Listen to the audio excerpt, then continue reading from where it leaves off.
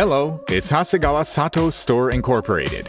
8 million tons annually, a total of 150 million tons. This is the amount of trash dumped in the oceans around the world. Many of you already know this, but even at this moment, the amount continues to increase.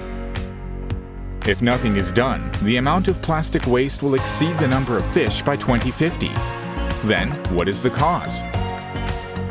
About 80% of plastic waste floating in the sea is plastic bottles. That is the main reason. Should it be recycled? It's not that easy. The problem will gradually get better only if all people sort and discard caps, bottles, and shrink labels. However, plastic bottles floating in the sea and those left unwashed cannot be recycled. If they're not clean enough, they cannot be used. But we have a good idea, a solution.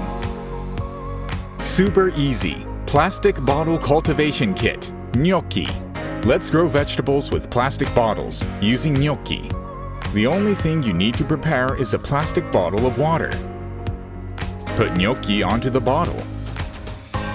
Sow included seeds on the filter part. Cover the filter with included zeolite.